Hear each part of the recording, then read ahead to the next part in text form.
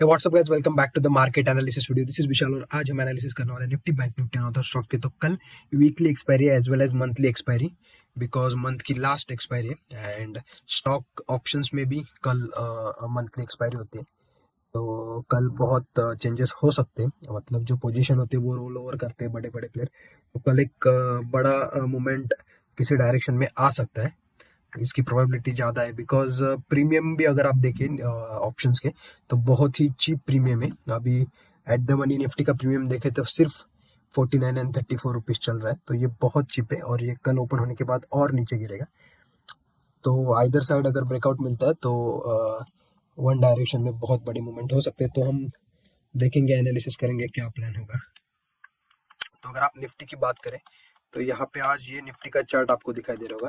Premium cheap है but volatility, मतलब उस प्रीमियम को अगर देखें तो वॉलेटिलिटी हाई ही मानेंगे हम, बिकॉज यहाँ पे एक फॉल, उसके बाद ऊपर की तरफ V shape and then again fall. तो ये दिखने में तो छोटी मूवमेंट लग रही होगी पॉइंट वाइज, सिर्फ 70-80 पॉइंट के रेंज में, बट प्रीमियम इतने चीप है कि ये मूवमेंट ऊपर नीचे 4 बार मार्केट 3 बार मार्केट कर रहा है। तो यहाँ पे प्रीमियम ऑलमोस्ट डबल से भी ज़्यादा हो रहा है।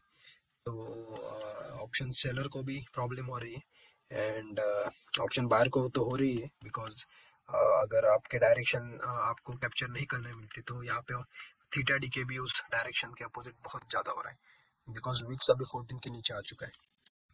तो कल एक्सपायरी एंड एक्सपायरी के दिन मंथली एक्सपायरी होने की वजह से यहाँ पे मूवमेंट एक्सपेक्टेड है। अगर नहीं होती तो ऑप्शन सेलर के लिए अच्छा ही है, but high probability of movement. तो अभी ये प्राइस एक्शन से क्या समझ में आ रहा है निफ्टी के, तो लास्ट आवर में देखो यहाँ पे एक बड़ी सेलिंग आई है। तो क्या हुआ है, बेसिकली जो कल पोजीशन रोल ओवर होने वाले थे या फिर जो एक्सपायरी के दिन होते हैं, वो मुझे इस प्राइस एक्शंस को देख के लग रहा है कि आज के दिन ही थोड़े से पोजीशंस यहाँ पे रोल ओवर या फिर कुछ चेंजेस किए हैं बड़े प्लेयर्स ने।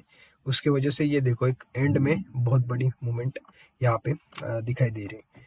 तो ये जो लेवल है ऊपर की तरफ, ये मार्क करेंगे निफ्टी के हम, बिकॉज यहाँ से सेलिंग आई थी एंड नीचे की तरफ ये लेवल मार्क करेंगे। तो कल का एक्शन प्लान क्या होगा बाइंग के साइड, अगर आपको ट्रेड करना है तो निफ्टी को यहाँ पे थोड़ा सा गैप अप ओपन होना चाहिए इस लेवल के नीचे, 18,031 के नीचे। एंड यहाँ पे अगर थोड़ी देर सस्टेन करते हैं 11-12 बजे तक एंड उसके बाद अगर ऊपर की साइड ब्रेकआउट देते हैं तो यहाँ पे एक ऊपर की साइड मूवमेंट आ सकती है बड़ी। एंड तब तक कॉल के प्रीमियम भी डाउन हो चुके होंगे, तो यहाँ पे बाइंग की साइड एक रिस्क रिवॉर्ड अच्छा बैठ सकता है। तो कंडीशन क्या होनी चाहिए, थोड़ा सा गैप अप ओपन होना चाहिए इस रेंज में, यहाँ पे कंसोलिडेशन करना चाहिए, उसके बाद ऊपर की तरफ ब्रेकआउट करना चाहिए, तब आप बाई साइड का ट्रेड ले सकते हो। टारगेट यहाँ पे देने के लिए तो हम 18,356 का फर्स्ट टारगेट दे सकते हैं, सेकंड टारगेट 18,400 तक का ले सकते हैं ऊपर की तरफ। ऑप्शंस के प्रीमियम डाउन हो गए कल, ऑलरेडी डाउन है और कल भी और डाउन हो गए। तो यहाँ पे एक क्विक मोमेंटम अगर मिलता है तो आपको ऑप्शन बाइंग में अच्छा पैसा मिल सकता है। कंडीशन ये होनी चाहिए कि साइडवेज होके उसके बाद ऊपर की तरफ ब्रेकआउट दे। एंड अगर आपको सेल साइड की एंट्री लेनी है, मतलब अगर आपको डाउन साइड के लिए ट्रेड करना है, तो यहाँ पे देखो एक ट्रेंड लाइन जैसा यहाँ पे ब्रेकडाउन तो दिखा रहा है, उसके बाद यहाँ पे होल्ड किया है। तो बाई साइड का अगर आपको सेल साइड का अगर आपको ट्रेड करना है तो यहाँ पे फ्लैट जैसे कुछ तो ओपन होना चाहिए, उसके बाद यहाँ पे ऐसा थोड़ा सा साइडवेज होना चाहिए market and then second half में 11-12 बजे तक यहाँ पे नीचे की तरफ ब्रेकडाउन होना चाहिए। लेवल है 18,245, अगर ये लेवल नीचे की तरफ ब्रेकडाउन करती है तब यहाँ पे एक शार्प फॉल हमें देखने को मिल सकता है। वो हमारा जो फर्स्ट टारगेट रहेगा वो 18,200 का, और जो सेकंड टारगेट बनेगा वो 18,060 का एंड लास्ट टारगेट बनेगा 18,040 का। तो ये 3 टारगेट के लिए आप सेल साइड की एंट्री ले सकते हो। कंडीशन क्या होनी चाहिए, फ्लैट ओपनिंग के साथ यहाँ पे कंसोलिडेशन, उसके बाद सेकंड हाफ में ब्रेकडाउन। तो ये निफ्टी के लिए सिंपल प्लान था। तो अगर आप ऑप्शन सेलर हो और आपको स्ट्रैंगल या फिर स्ट्रैडल क्रिएट करना है तो सिंपली आप 18,300 के ऊपर के कॉल बेच सकते हो ओपनिंग के बाद, अगर इस रेंज में ओपन होता है एंड यहाँ पे 18,250 के नीचे के पुट बेच सकते हो। बेसिकली प्रीमियम बहुत कम है तो यहाँ पे मैनेज करना टफ रहेगा। मार्केट में अगर मूवमेंट होते हैं तो मैनेज करना रिस्की रहेगा। तो अकॉर्डिंगली आपका एमटीएम पे स्टॉप लॉस डिपेंड होना चाहिए, वो स्टॉप लॉस कितना है वो आपके सेटअप पे डिपेंड है, तो आप एग्जिट कर सकते हो वहाँ पे। तो ये निफ्टी के लिए प्लान था। अगर हम बैंक निफ्टी देखें तो बैंक निफ्टी में भी देखो एक फर्स्ट जो हाफ था वो पूरा का पूरा डेड वहाँ पे बिल्कुल भी मोमेंटम नहीं था। उसके बाद एक ऊपर की तरफ मूवमेंट आया एंड देन अगेन नीचे की तरफ। तो ये जो एंड में जो वोलेटिलिटी दिखाई ये बहुत स्केरी थी, बिकॉज यहाँ पे प्रीमियम इतने चीप थे कि यहाँ पे call explode and then again put explode. तो ये बहुत ही स्केरी सिनेरियो था ये बैंक निफ्टी के लिए। यहाँ पे भी सेम हुआ है। ये जो मूवमेंट है इसमें पोजीशन रोल ओवर या फिर कुछ नए पोजीशन बिल्ड किए गए हैं, बिकॉज कल है monthly expiry and monthly expiry के दिन या फिर उसके प्रीवियस डे मतलब वेंसडे के दिन वहाँ पे चेंजेस होते हैं, मतलब बड़े प्लेयर पोजीशन बनाना शुरू करते हैं। तो वो उसका ही साइन मुझे लग रहा है। तो बैंक निफ्टी के लिए भी ये ऊपर की तरफ एक टॉप बना है 18,000 सॉरी 42,842, ये मार्क करो। और नीचे की तरफ 42,669। तो बैंक निफ्टी अगर इसके बीच में ओपन होता है कहीं पे, तो अगर ये इसके बीच में मतलब अगर ये गैप अप ओपन होता है, कंसोलिडेशन करते हैं, उसके बाद ब्रेकआउट देते हैं, तो सेम निफ्टी की तरह ऊपर की तरफ अगर ब्रेकआउट देते हैं तो बाई साइड का ट्रेड कर सकते हो आप। यहाँ पे कॉल चीप हुए होंगे, तो बाई साइड का अगर ट्रेड करते हो कॉल साइड तो आपको रिस्क रिवॉर्ड अच्छा बैठेगा। एंड अगर आपको डाउन साइड के लिए ट्रेड करना है तो यहाँ पे इसे स्मॉल गैप गैप अप या फिर फ्लैट ओपन होना चाहिए इसी रेंज के अंदर, एंड देन कंसोलिडेशन के बाद नीचे की तरफ ब्रेक डाउन देना चाहिए। तो आपका जो फर्स्ट टारगेट बनेगा वो बनेगा 42,629 और सेकंड टारगेट बनेगा 42,556। थर्ड टारगेट बनेगा 42,477। तो ये नीचे की तरफ तीन टारगेट है। तो प्रीमियम बहुत चीप है। सेलिंग करनी है तो आपको ऑप्शन सेलिंग करनी है तो आपको बहुत ही टाइटली रिस्क मैनेजमेंट करके करनी पड़ेगी। आपका जो मैक्स लॉस रहता है वो दिमाग में रख के आपको ऑप्शन सेलिंग करनी पड़ेगी कल, बिकॉज प्रीमियम अगर हम बैंक निफ्टी की भी प्रीमियम देखें तो यहाँ पे प्रीमियम बहुत ही चीप है। देखो 144 एंड 109। अगर हम 2-3 स्ट्राइक आगे जाए तो यहाँ पे 38-40 प्रीमियम मिल रहा है, बहुत कम प्रीमियम है। तो यहाँ पे हम थोड़ा सा ओपन इंटरेस्ट का स्टडी करते हैं। तो बैंक निफ्टी के लिए देखो सबसे ज्यादा ओपन इंटरेस्ट है कॉल में 43,000 के एरिया में एंड पुट में 42,500। तो सपोर्ट है 42,500 एंड रेजिस्टेंस है 4300।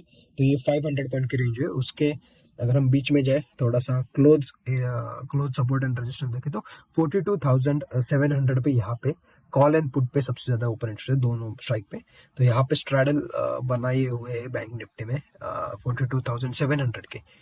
तो उसके बाद 42,600 नीचे की तरफ सपोर्ट है और ऊपर की तरफ 42,800। तो ये बहुत ही टाइट रेंज है बैंक निफ्टी के लिए। इधर साइड अगर ब्रेकआउट मिलता है तो यहाँ पे एक बड़ी ऊपर की तरफ या फिर नीचे की तरफ मूवमेंट आने की पॉसिबिलिटी है। कल एक्सपायरी भी है एंड प्रीमियम भी चीप है। निफ्टी की बात करें तो निफ्टी पे 18,300 पे सबसे ज्यादा कॉल का ओपन इंटरेस्ट है, मतलब यहाँ पे रेजिस्टेंस ज्यादा है एंड 18,200 पे पुट का ओपन इंटरेस्ट है। तो यहाँ पे सपोर्ट स्ट्रॉन्ग है। तो सपोर्ट यहाँ पे निफ्टी पे थोड़ा सा वीक लग रहा है बिकॉज कॉल में ओपन इंटरेस्ट ज्यादा है। तो बैंक निफ्टी में अगर यहाँ पे नीचे की साइड ब्रेक डाउन देते हैं तो नीचे की तरफ एक मूवमेंट आ सकती है, पर अगर गैप अप ओपन होता है तो ये कॉल राइटर्स भी फियर में आ जाएंगे। कंसोलिडेशन के बाद जैसे कि बात है ऊपर की तरफ ब्रेकआउट होता है तो एक बड़ी मूवमेंट ऊपर की तरफ आ सकती है। तो ये था बैंक निफ्टी एंड निफ्टी के लिए। तो बेसिकली प्रीमियम चीप है तो ऑप्शन सेलिंग, हम तो ऑप्शन सेलर है एंड हमारे लिए कल मार्केट टफ रहेगा, बट देखेंगे सिस्टम वाइज ट्रेड करेंगे। हमारा फर्स्ट स्टॉक है वो है Indus bank, Indus India bank.